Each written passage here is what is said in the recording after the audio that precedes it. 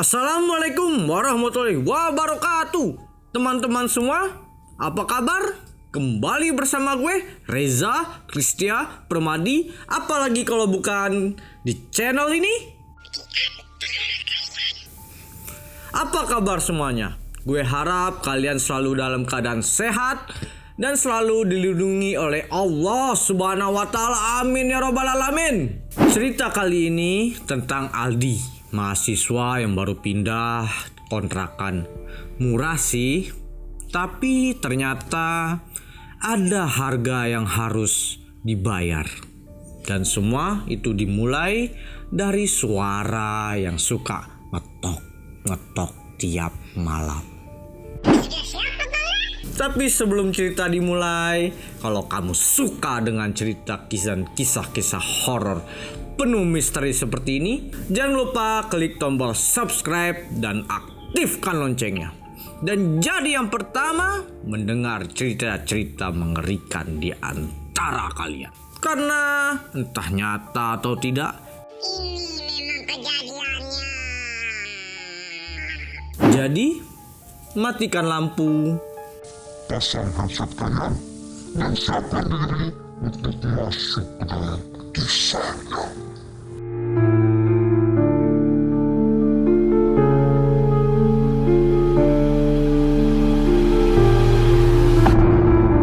di sebuah kontrakan kecil tinggal seorang mahasiswa bernama Aldi.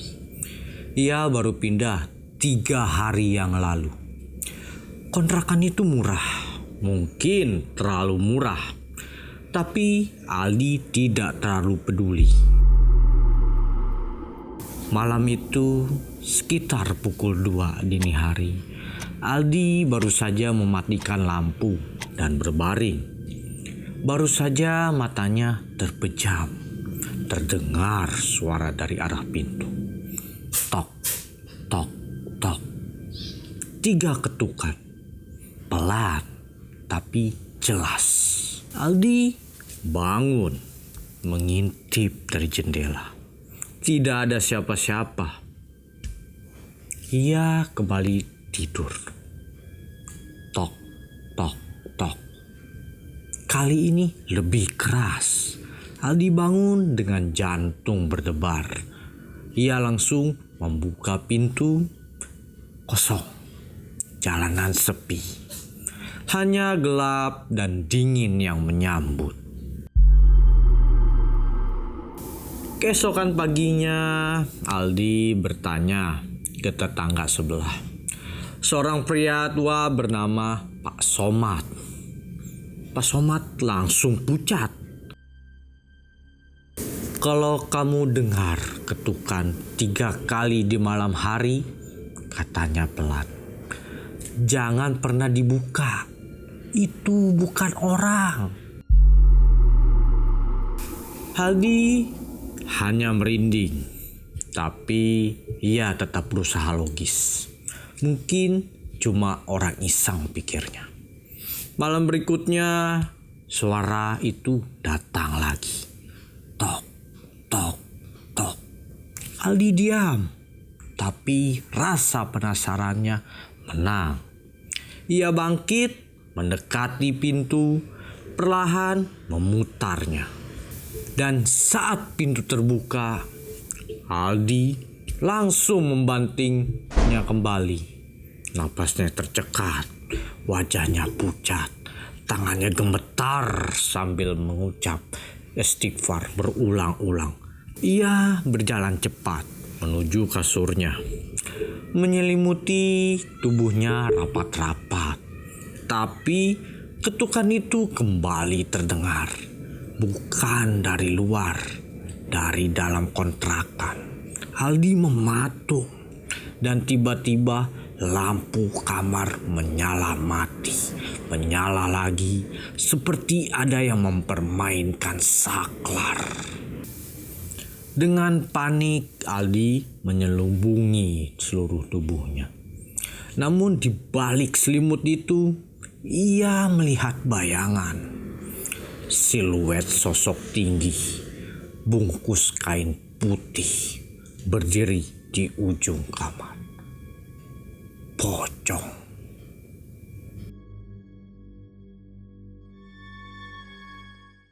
Aldi menahan napas, memejamkan mata sekuat-kuatnya, sambil terus beristighfar, sampai akhirnya ia tertidur karena kelelahan.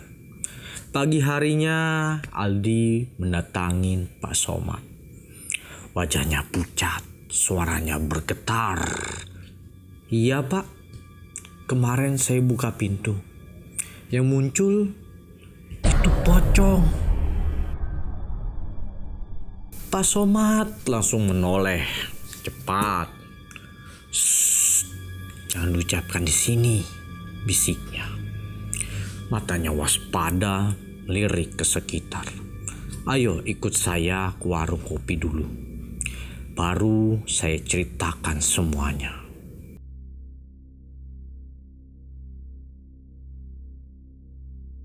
Warung kopi kecil itu ada di ujung gang. Tempat biasa bapak-bapak nongkrong sambil ngerokok. Pagi itu masih sepi, hanya ada 2 orang duduk di pojok, Aldi dan Pak Somad. Pak Somad pesan kopi hitam, Aldi nggak pesan apa-apa. Tangannya masih gemetar sejak semalam. Wajahnya pucat, matanya sayu. "Jadi kamu lihat sendiri?" tanya Pak Somad pelan. "Iya Pak, waktu itu pintu kebuka. Dia berdiri di situ. Pocong, mukanya rusak, matanya kosong. Saya langsung tutup pintu," jawab Aldi sambil masih mikir kejadian semalam. Pak Somad mengangguk pelan. "Udah saya bilang jangan dibuka, tapi ya udah terlanjur." Aldi diam, cuma bisa menunduk. Pak Somad tarik napas panjang, lalu mulai cerita. "Dulu sebelum kamu ngontrak di situ, rumah itu dihuni sama Pak Adun. Dia tinggal sama anak laki-lakinya, Tuna.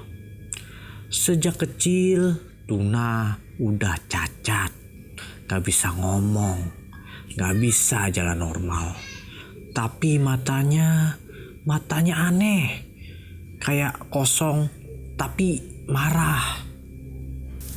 Aldi hanya mengangguk. Terus, nah katanya Tuna itu kerasukan, tapi keluarganya nutup-nutupin. Suatu malam Tuna dikurung di kamar belakang. Gak dikasih keluar, dia ngamuk. Ngetuk-ketuk pintu kamar setiap malam. Selalu 3 kali ketukan. Tok, tok, tok. "Tetangga dengar?" tanya Aldi cepat. "Dengar, tapi gak ada yang berani ikut campur. Sampai suatu hari Tuna ketemu gantung diri di kamarnya. Lehernya tergantung, dan anehnya dia udah bungkus dirinya sendiri pakai kain putih. Kayak mayat yang udah dikafani." Aldi langsung bergidik. Terus suaranya mengecil. Pak Somad menatap serius. "Dia lihat sama seperti kamu, tapi nasibnya lebih buruk. Besoknya dia gak bisa ngomong. Matanya kosong, kayak kehilangan nyawanya. Dia pulang ke kampung, dan sejak itu katanya tiap malam rumah orang tuanya dengar ketukan 3 kali juga." Aldi pucat, tangannya gemetar lagi. Aldi langsung nunjukin ke Pak Somad. Pak Somad berdiri cepat, wajahnya panik. "Cepat, ambil barang kamu sekarang juga. Kamu harus pergi dari kontrakan itu malam ini. Jangan nunggu nanti. Aldi cuma bisa bengong. Tapi saat dia noleh keluar warung, di ujung jalan di sana, di bawah tiang listrik, ada seseorang berdiri, kaku, bungkus kain putih, kepalanya miring, gak gerak, cuma ngeliatin Aldi. Lalu sosok itu menyeringai, mulutnya sobek sampai ke pipi, giginya hitam, darah menetes dari kain kafannya. Aldi kaget, refleks, ia buang muka sambil mundur sedikit dari kursi. Tangannya langsung menutup wajah sambil baca istighfar. Pak Somad langsung menoleh cepat, tapi tidak ada siapa-siapa. Kosong. Cuma jalanan sepi, ada satu kucing lewat pelan.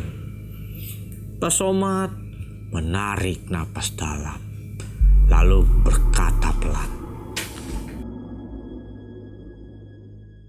"Dengar, lebih baik kamu pergi ke Ustadz Hilman sekarang." "Kenapa?"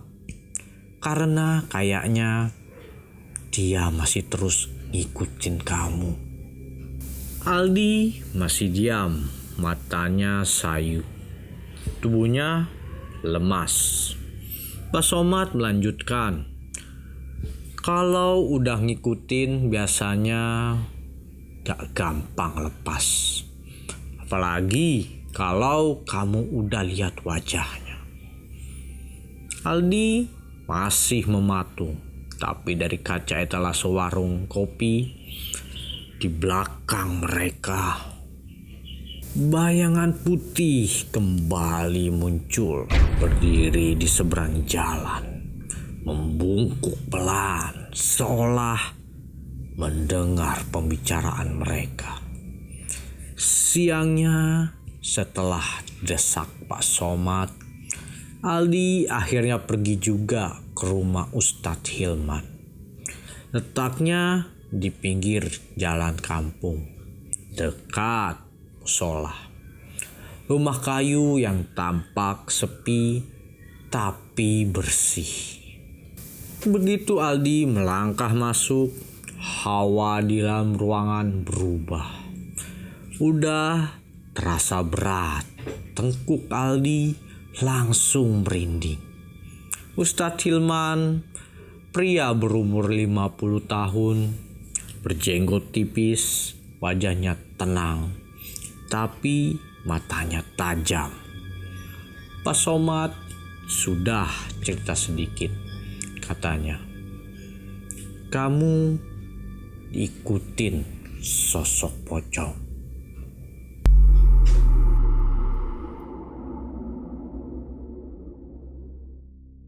Aldi mengangguk. "Saya buka pintu waktu malam. Saya lihat langsung mukanya. Sejak itu dia muncul terus." Ustadz Hilman menghela napas. "Kita coba ruqyah dulu." Aldi disuruh duduk bersila. Kedua telapak tangan dibuka menghadap ke atas. Ustadz Hilman mulai membaca ayat-ayat dengan suara lantang. Baru beberapa menit, Aldi mulai gelisah. Kakinya bergetar, matanya berair. Ketika bacaan makin keras, Aldi mendadak kaku. Tangannya menegang, rahangnya menggeretak. Tapi sebentar saja tubuh Aldi mulai jatuh lemas, seperti habis kehilangan tenaga. Setelah ruqyah selesai, Aldi diam, napasnya tersengal, matanya memerah. Ustadz Hilman menatapnya serius. Sosok itu belum pergi sepenuhnya, tapi ikatannya udah mulai longgar. Sekarang kamu harus ambil keputusan. Jangan tunggu malam ini. Jangan kembali ke kontrakan itu. Ambil barang secukupnya, lalu tinggalkan tempat itu hari ini juga.